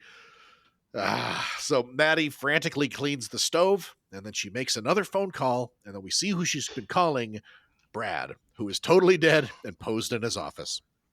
And this is basically, she is going to spend the rest of the movie doing this. She's going to call him. Screaming into the phone. She's going to call him several more times, culminating in the crown jewel of the entire movie. Yeah. But for now, we cut over to Andrea, who is she's the new girl. Yeah, she's a sexy one. She's like the Chrissy Snow of this. babysitting in a nearby apartment. Terry, all cleaned up now, he arrives, and she immediately throws herself at him, asking what his major is, psychology. Well, actually, first she offers him a nightcap, a delicious Bloody Mary. A nightcap. What you drink at night. Yep. His major is... I can't think of anything more disgusting. Here, we're getting ready for bed. You want a White Russian? No, I don't. Here, let me make you. And also, I have to go. Yeah, she. So psychology is his major. Hers is partying. Yeah, partying. This is another one of my notes that says so 80s. So Terry, however, wants none of what she's offering and instead turns on the TV. And this begins a really weird pattern of a sexual pathology in this movie that I find fascinating. Because it's very like. This is where this movie, the inconsistency of the whole thing really shows through. Like, you get that scene at the beginning where it's like, oh, who's this hot chick? And it's like, well, okay, that's all in the eye of the beholder. And he's like super into her. And then now he's like totally cold to her. And it's like, I get that we're trying to convey psychopathy. But it's also like, I don't get it. You were ready to fuck her 45 minutes ago. Yeah. Like, what's going on? And I mean, I guess we'll maybe figure it out at the end. I don't know. So Todd arrives at his home, but he finds the back door locked. And at the same time, Terry's girlfriend Karen arrives at the front door, but she receives no answer. So she goes, listen, Todd, you don't just touch people. Okay. You can't just another fucking Torgo scene. Yeah. And like, it's a real Torgo scene. So she immediately... We got your complimentary crazy bread. I have your order of Mr. Pibb. So she goes out back, accidentally runs into Todd, who she mistakes for Terry, and she thinks he's high. But she's such a dopey bitch. Like, my note says, bitch, he looks shell-shocked and crazy, not high. No. Right, because the way he, like, his pose... the way that he carries himself is entirely different. Like, he may as well be completely soaking wet and shivering and holding himself. Like, everything about him says raped, not high. Like, it's just, it doesn't, nothing about this is he's right. The victim at the end of the movie that they throw a blanket over in an ambulance.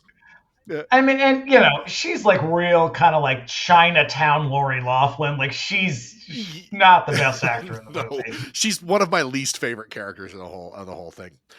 You're like, well, why didn't she die? Yeah. So now she then tells him that she wants him to make love to her. And my note says these people are all offensively horny. But the way that she says it, and maybe I'll dig up the clip and just put it in there because you got to hear it. It's not, there's no allure to it. There's no draw. It's so matter of fact, but not even in like cheesy, like lady romantic fiction kind of way. It's more just like, I want you to do me. Yeah. But not even like that. Flat. She's like, well, it's almost like an actor in a high school play. She's like, kind of hemming and hawing about it. And she goes, well, I want you to make love to me. Just like that. Look, I want to see that high school play. In Florida. Blood Rage, the play. Yep. But then he reveals himself to be Todd, not Terry, and she excuses herself in a hurry. And now on the run. Meanwhile, Louise Lasser's vacuuming and drinking a giant glass of wine. Yep. Frantically vacuuming. But yeah, she runs into Terry's doofus friends from before. And then one of them, a guy named, I think his name is Artie, he takes off looking for Todd, while the other one, whose name I think is Greg, just immediately puts the moves on her. Yeah. Again, offensively horny. It's that thing of like men grabbing women again, where I'm just like, God, just keep your fucking hands to yourself. Yeah. But like also her body language with them is also very fucking weird, particularly with the Artie character, where like she like embraces him in a way that's supposed to be friendly, but she kind of wraps her body around him. But they're all like that. This is how you know this is like ultimately written by a man and directed by a man. Not just any man. It's written by the man who wrote Zapped and the sequel to Zapped. Yes. Which, if people don't know, Zapped is a sex comedy starring Scott Baio. Yeah. Where he uses his It was terrible. He uses his telekinetic powers to rip women's clothes off. Yep. Nothing offensive about that. So it has that vibe of like, this is how women act around men. And it's like, well, no, not really. This is how men think women act around men. Yeah. It's how they interpret things, but no, that's not what this is. But yeah, she's real like, well, Terry's not around, so I guess you'll do. Like, who are these people? Yeah. But you don't get the feeling that like, when characters like this get presented to us in movies, it's usually like, this is grist for the mill. Like, you're not supposed to like them because they're going to die. Because, again, everybody misinterprets how we're supposed to feel about horror movie people.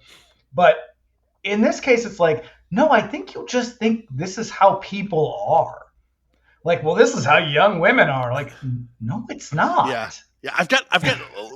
It never was. There's another scene coming up where I'll get into sort of my feelings on the way that this movie sort of portrays sexuality, because it's very particular and it's such a distinct characteristic of the movie that it makes watching it a little difficult for me. Well, it's, you know what it is? It's that thing of when you have the sort of dominant culture making a thing and portraying people who aren't them in the movie. When the people who aren't them watch it, they're like, oh, you must misunderstand something. Like, if we do that, it's because we have to, not because we want you. So it's like when these like 80s portrayals of women, it's like, oh, they're real hyper sex. And it's like, no, you don't seem to understand. You could have asked one, but you didn't. And so it's like, you don't understand. Like, this is just how people have to get by. And that's what that's essentially where like postmodern studies comes from. It's like this idea of like, what if we looked at something in a way that was different from the way it was made? Yeah. And that's how we end up with like the way, how we look at things now. But like at the time, it's so weird to watch like, well, this is just how slutty girls are. Yeah. It's like, no, you don't seem to get it. If anyone ever behaved in a way that even remotely resembled that, it's because they needed to do it in the moment for a particular reason, and it never fucking occurred to you that that's why they did it. Yeah. And that's how this whole movie feels. It feels like violent Zapped. I mean, I guess Zapped is kind of violent Zapped. But... Yeah. So yeah, we cut back to Terry and Andrea, who were watching Grissman's prior movie Scalpel. And it's a scene of violence, and Terry is very entertained by this. She puts the moves on him, and he rebuffs her, but in walks the 80s incarnate in the form of a lady who owns the place. Yeah, she is a good time gal, if ever there was one. Hair is piled on top of her head. She's got this ridiculous black dress on, and she's going to throw herself at a guy who is also not terribly interested in having sex with her. I was very confused by this moment, though, because I said, who is this person? And Michael was like, well, it's the woman she was with at the beginning. And I was like, no, I don't think it is. I think this is a new character. Yeah, because we've not seen her before. She's the woman. She is what you call a floozy. She is a floozy. She's going to marry a rich guy. Yep. She's out to trap a man, as a boy, does she ever. So now the two parties meet up. Terry and Andrea and Karen and whatever those guys' names are. Doesn't matter. Yeah, they all get together, and then Terry leaves the rest of them to go look for his brother. But there's a bit of back and forth and character play in that previous scene, because the 80s lady comes in with a date, and he is this like weird, like sweaty, nervous guy who's really judgmental. Like, I feel like they're trying at a lot of points in this, they're trying, it feels like New Yorkers criticizing Southern people. In certain ways. And this is one of those moments where he's really kind of like, he's moralizing in the whole scene. And he's just like, well, you shouldn't be drinking alcohol. And it's like, sir, they're drinking Bloody Marys at 9:30 at night. They don't know how to drink anything. Yeah. Like, it's that kind of thing where he's, she's like, well, could you maybe pay the babies? Because that's why she's there. She's the babysitter. Yeah. And he's like, well, I guess I'll do it. But he seems so like, well, you kids shouldn't be here. It's like, you are all somehow the same age. Yeah. So I'm not sure what's happening anymore. Well, he says something like, because she left out like alcohol for her to drink, and he's like, "Hey, I don't want you to get in trouble. Like, you could." Yeah, but like shitty alcohol. Yeah. Oh my god, I got some thoughts on her little mini bar. But anyways, back at home, Maddie is still cleaning up a frenzy, polishing off that bottle of wine. In walks Terry, who informs her that Todd is here, and then she tells him to get Brad, who will know what to do, and also put a sweater on because it's cold outside. Yeah, and that was definitely out of I it. love that fucking line, man. But also, again, with Brad, like, Brad will know what to do. It's like, Brad, first of all, Brad is dead, but also, Brad at no point has proven himself to be like a leader in anything. No, he just looks like his face is melting off. That's all I've got. The first thing that anybody should have done is call the fucking police, and nobody does that. They're all just well, like, that's "We'll handle the weird this." part. Is there are points when people are like, "Well, should we call the cops?" And like her fucking douchey, broy friends are like, "No, we'll deal with it." I'm like, how are you going to deal with this? What are you going to do exactly? Like, everyone's real cavalier about the psychotic killer on the loose. Yeah. In a way that is not befitting a horror film. Yeah. So meanwhile, Todd finds the body of the doctor out in the woods. He tries to put her back together. And then he encounters a little girl out looking for her cat. I don't like kids. And I don't like kids in movies. And I definitely don't like them in horror movies. He tells her to go home and lock the door and not let anyone in, no matter what. So remember that for later. Mm-hmm. So Andrea teaches Karen how to drink tequila, which is that whole lemon and salt thing, which I never understood. And my note says everyone in this movie is awkward and gross. My second note after that again, so this is so 80s, but also, did people ever do this? Do the tequila thing? Yeah. I used to see people do it all the time at like parties and shit. Like they would bring tequila and they would but they would act what kind of parties? like fucking teenager parties. Okay. And so like everybody would do this, and the way that it was always sort of explained to me, because I never did it. It was like, why would I want to fucking eat salt and suck on a lemon? The way that it was always explained to me was tequila is like really intense and it sort of like makes it palatable. But like I used to drink tequila just right out the fucking bottle because I was an alcoholic. And it's not. It's just fucking tequila. I mean, I can explain to you the way that all these adjunct things affect the thing that you're drinking. It'd be a really boring story. I'm not going to do it. But it just seems like a real 80s thing to be like, yeah, then you got to do this, and it's real sexy. And it's like, there's nothing sexy about what you're doing. That's got to be it. You're licking your hand. Yeah. You're licking your own hand. And you're from Florida. Yep. I don't know. The thing struck me as like, this feels like a real 80s moment.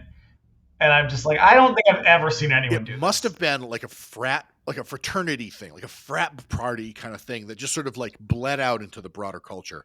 Because I've never seen it in a movie before the 1980s. So it must have been something like that. Or it must have come from a fucking magazine like Playboy or something stupid like that. Oh, yeah. That seems right. Yeah. But anyways, back at 80s lady's apartment, she's trying to seduce the nervous suitor she was with earlier. And she remarks, as he remarks at her extremely 80s minibar on the table. And let me paint a little picture for you. So it's all these like little bottles of like creme de menthe and like banana liqueur. It's like there's not a serious bottle of alcohol on the table. It's all. Yeah, if this were now, it would be nothing but Fireball. Fireball. Fireball. Which I will quote you as saying one time to me decades ago. Fireball is what sorority girls drink because it makes them feel sexy. Yep. That is what I think every single time, because I see little shots of this, scattered around the sidewalk or whatever when I'm out like walking around, and every time I see it, I'm like, who is drinking this? Because this shit is vile. It's so gross. It's disgusting. But you know what? It would also it'd be like White Claw would also be all over that table too. Oh, yeah. This movie. Hey, everybody. Don't drink White Claw. Don't drink alcoholic seltzer. It's disgusting. It's so gross. If you're going out and you don't want to consume calories, just don't drink beer. Yeah. This whole movie. Have a soda and shut up. This whole movie is a fucking time capsule. Then this whole movie is a White Claw. It's the White Claw of horror. Yep. Really? So then she excuses herself to go get into something a little more comfortable. And good God, when she comes back. My God. This is a boudoir outfit if ever there was one. Yeah, costuming provided by Fredericks of Hollywood. It is a fucking get-up. Yeah. So while she's gone, Terry comes back to the condo and we're introduced to Chekhov's baby while she's getting ready. And so she then comes bombing out of her bedroom in this ridiculous outfit. It's like this red and black lacy lingerie set. And she kind of like, now this feels like it's straight out of Playboy. yeah, This feels like it's straight out of Hostler. she's got a little robe that goes with it. She throws herself against the door jamb and then she realizes that she's by herself. She's like trying to be all sexy for this guy who, by all accounts, is not into her or anybody, and probably never will be. So, when she finds the nervous guy gone. So she looks around a little bit, and then she goes to her door, and she looks out through the little keyhole thing, and she sees him. But when she opens the door, she finds that she saw his severed head just hanging there. And this is what we'll call one of the less successful effects. It's a very goofy looking effect. It is a very extremely rubber head. Oh yeah. So then she backs up in horror. She finds that Terry is in her house. Now, this is, I think, the only point in this movie where it actually feels like a real horror movie, because there's something about his kind of acting in this scene that is a little bit chilling. Right, because what is he? He says like he comes up behind her. This is after she knows that he's there, but he kind of comes up behind her. Oh, that's right. She's trying to put her coat on in order to run out the door, and he helps her put the coat on. And he does it in this really kind of gentle way that's very, like, it's a little bit unnerving. And then they just cut away, and it's like, I do. I like it. It works. But I thought that scene, I'm just like, this feels like a different movie because this really works. So Todd, meanwhile, he breaks into his mom's house, and he finds Terry's room, and he's looking at the life that he never had. And then his mom, on the other hand, is wasted. She passes out in the hall. Like a sack of potatoes, just right to the floor. Right down. Todd takes her to her. It's like someone dropped a China doll on the floor. Yeah. So Todd takes her to her room, and she wakes up thinking it's Terry, and he plays along. Mm-mm. Yeah. No, don't like this part. Yeah, you don't got to do that. Don't do that. Back at Andrea's place. You're not going to finish what happens in that scene? Well, when she says, "Come give Mama a kiss," and then kisses him full on the mouth passionately. Yeah. Oh, you forgot about that moment. I didn't want to talk about it. It's so fucking gross. It's very gross. You don't kiss your mom like that. Look, fate picked this one for us, but you picked all the other weird incest ones. Oh, Jesus Christ, that's true. Though, what is it? Butcher Baker's on you. Yeah, I guess so. So, and that's the hardest one.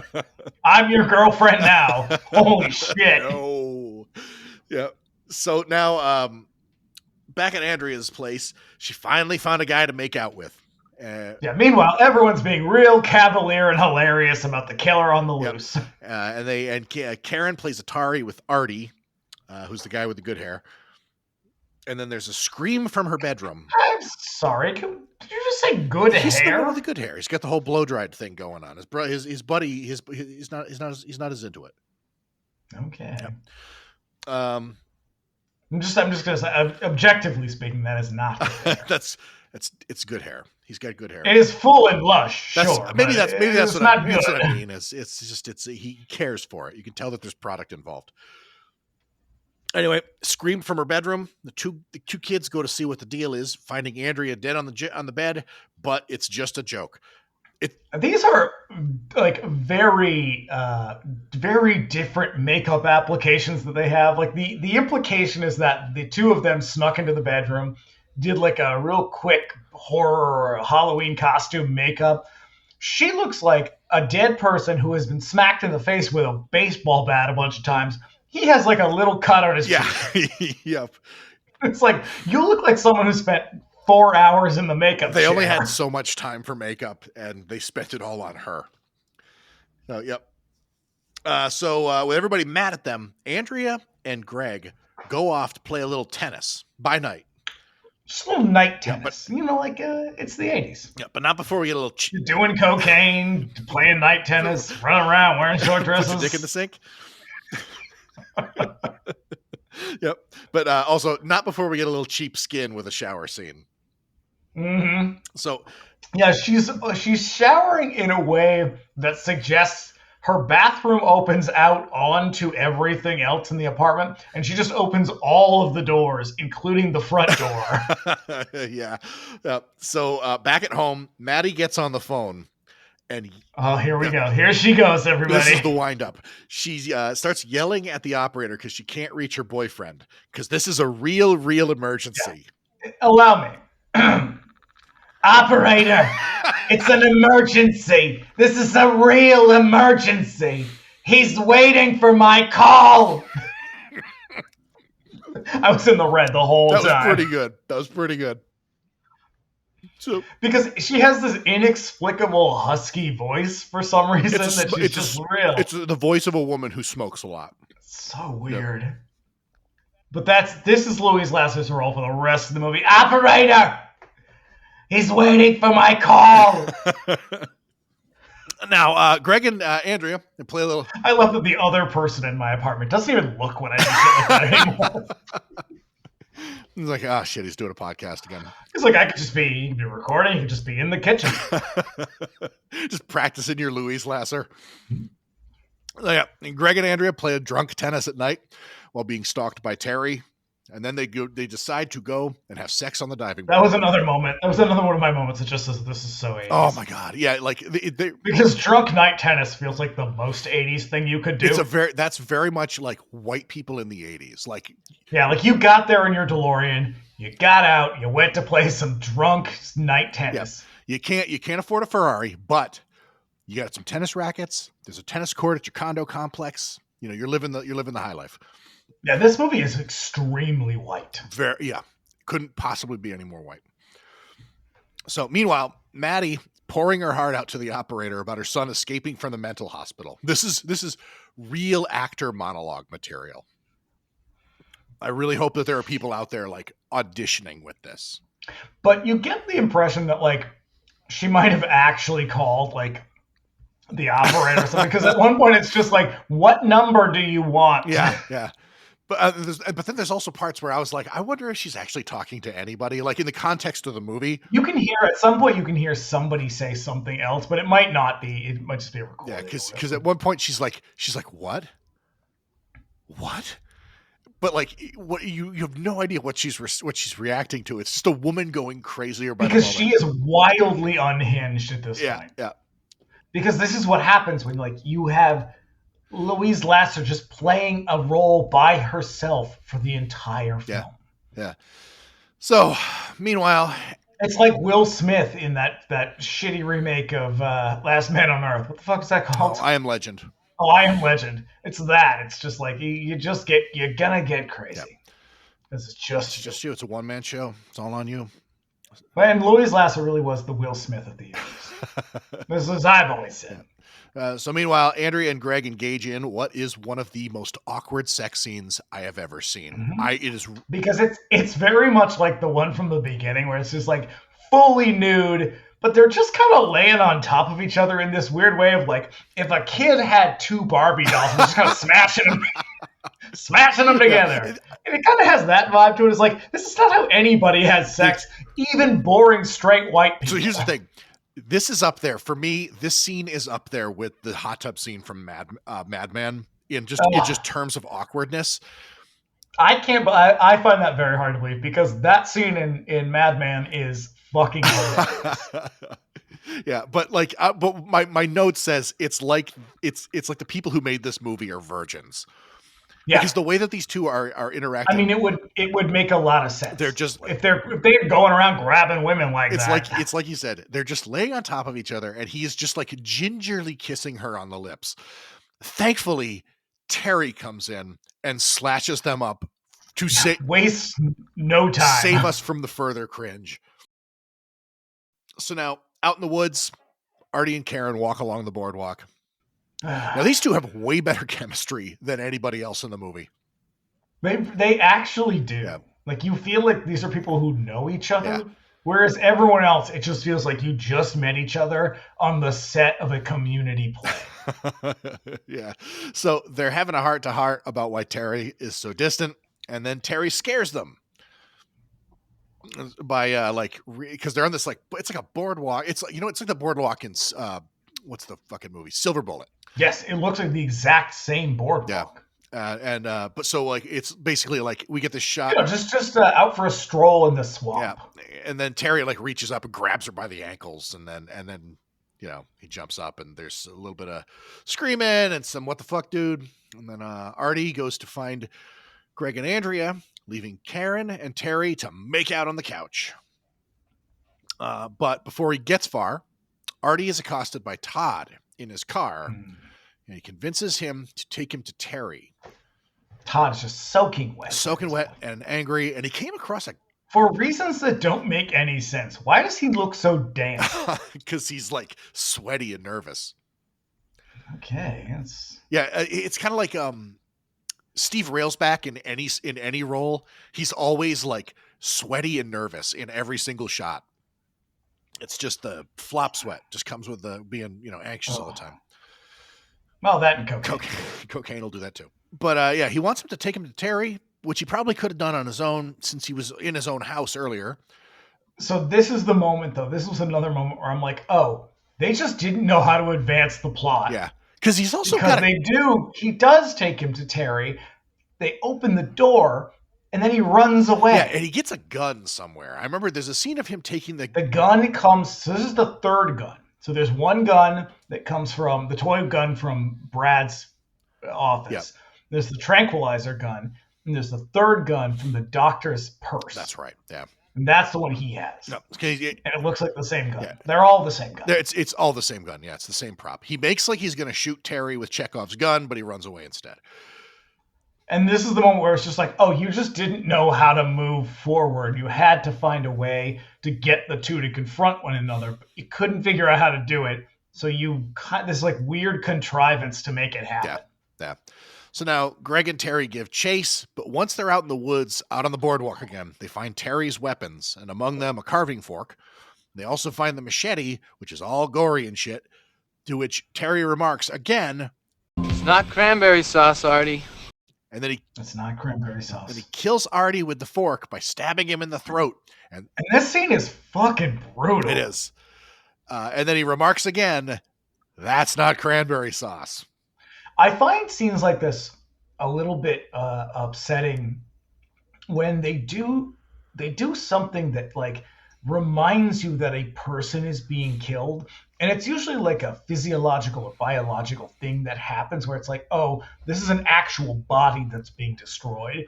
And in this moment, he stabs him with the fork, and his feet, like they cut to his feet, and they do this weird, like his feet turn in this really awkward way. Oh, yeah. That look like these are about to give out under him. And it's like, for that brief moment, you're like, oh, God. Yeah. Because it doesn't feel goofy or silly. It actually feels like a person is being killed in front of you. And that's another one of those moments in this movie where you're like, oh, right, this is a horror movie. And every now and then it's very effective. Yeah. Now, Karen finds Terry all covered in blood. He tries to pass it off like Todd did it, but then he attacks. Which one's Karen? God, I fucking hate I know, people. they're all the fucking same. She's the original girlfriend. Are ostensibly... Oh, Lori Loughlin. Yes, ostensibly the final girl. And then he attacks her while telling her that he loves her. And then she hides in a closet outside the patio, and Terry almost barges in on her until he seems to get a better idea.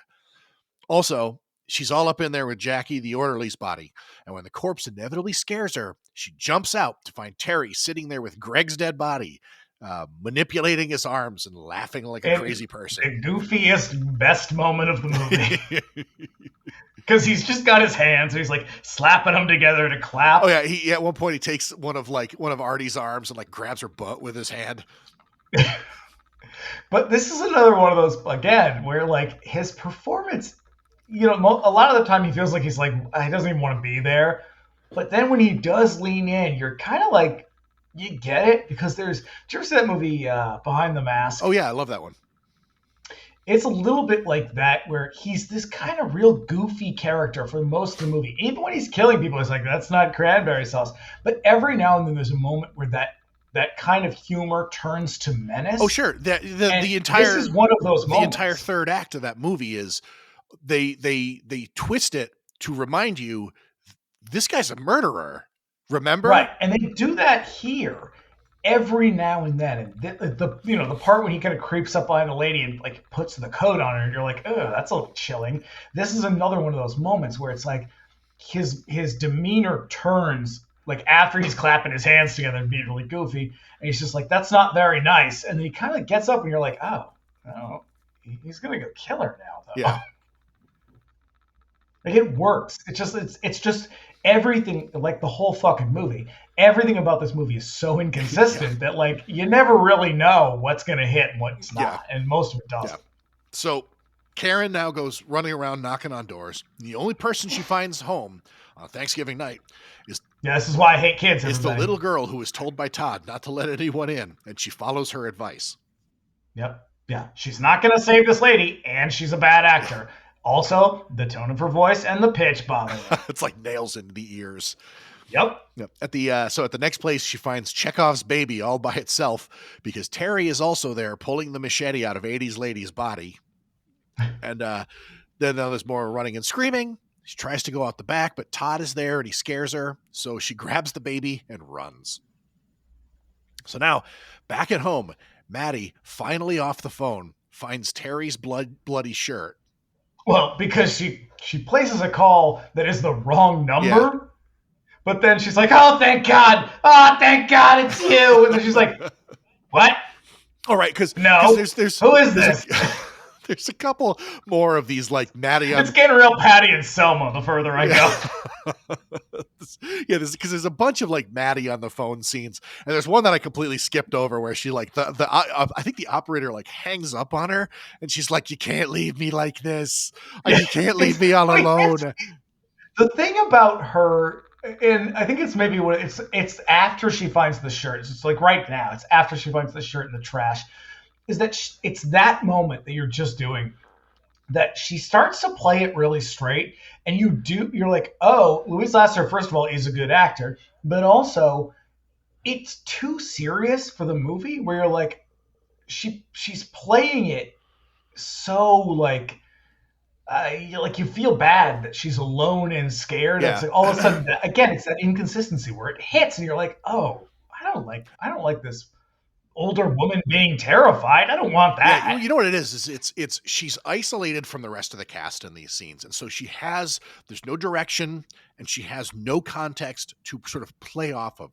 So she's just interpreting the material as best she could based on what she saw on the page. And she says as much in the interviews that I watched. She's basically just like, I just did what I thought what I thought would work in the moment. Yeah. And for most of it, it's like real campy and goofy and over the top, except for this part where you're like, this feels like she's playing it so straight that it's like, I don't like that. Yeah. So now she runs to Brad's office and she barges in, completely failing to notice the blood and gore on literally every surface. So this was the moment she says, I had no idea. Like, this is why I think that the directing on this was really poor. She's like, I had no idea what I was supposed to do because I've never been in a horror movie. I don't watch horror movies. And so I don't really know coming upon someone because his head is cut in half, basically. Yeah. And she was like, I don't know how I'm supposed to react to that. And so she kind of does the best she can, but it's really like she has almost no reaction to it. Yeah, but before she does that, she's outside, and it's this big like sliding glass door behind Brad. And she's pounding on it with both hands and she's shouting, but we can't hear her. So it's kind of like the scene with Rick Moranis in the Tavern on the Green in Ghostbusters. And so she eventually bursts in and then she sort of slowly goes up to Brad, who's like kind of like positioned in a way that he's like cradling his head in his hands, but he's dead and one of his hands is gone.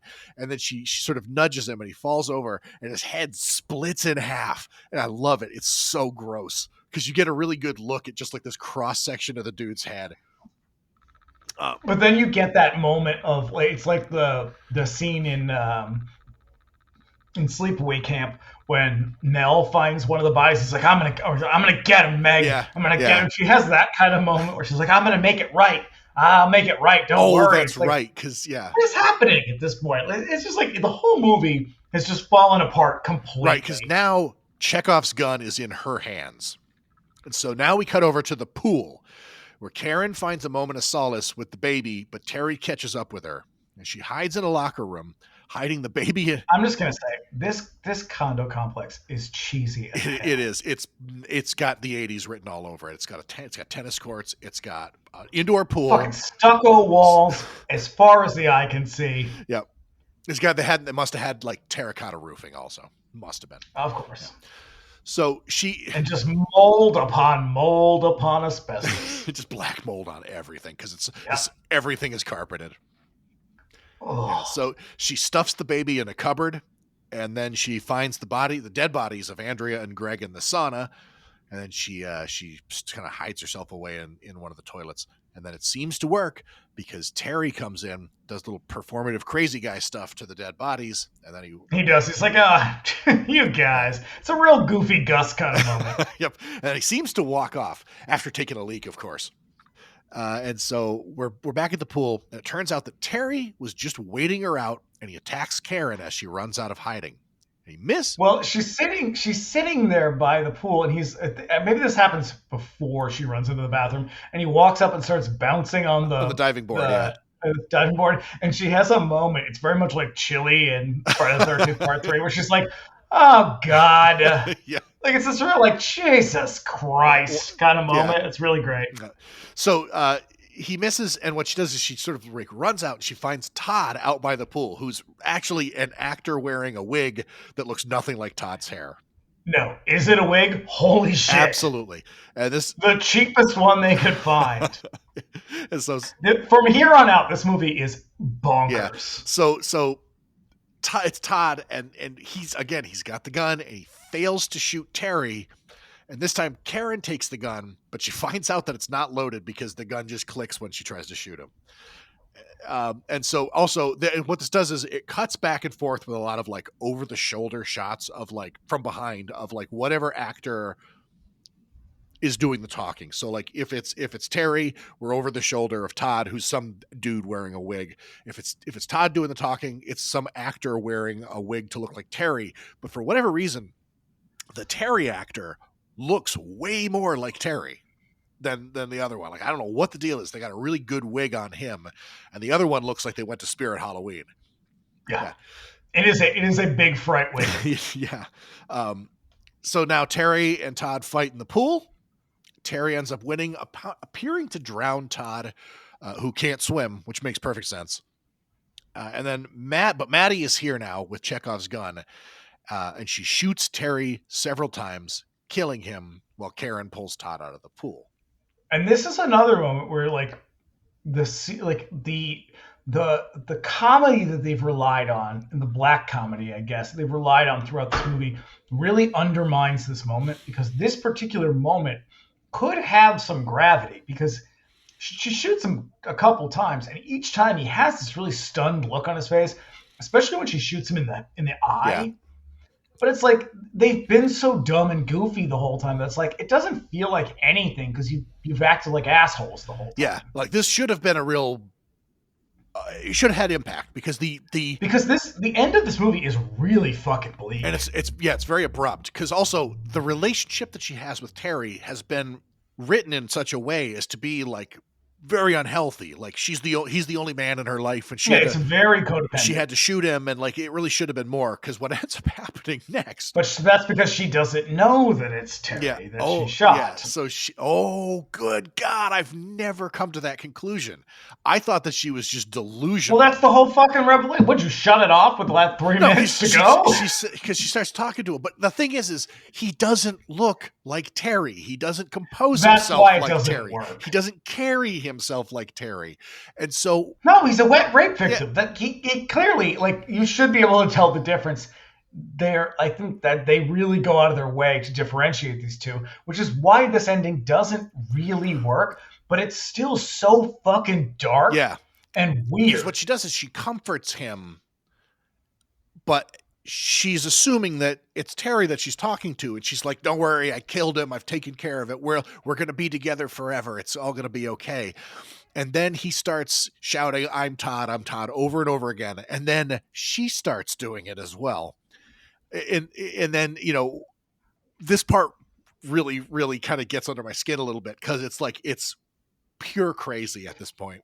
And it's also weirdly intimate. Like the way that they're touching each other until he stands up and walks away. Yep. And then starts like banging his head against the wall, but they're like caressing each other. It's very strange. Yeah. And then as she's doing that, she slowly raises the gun to her head and she shoots herself.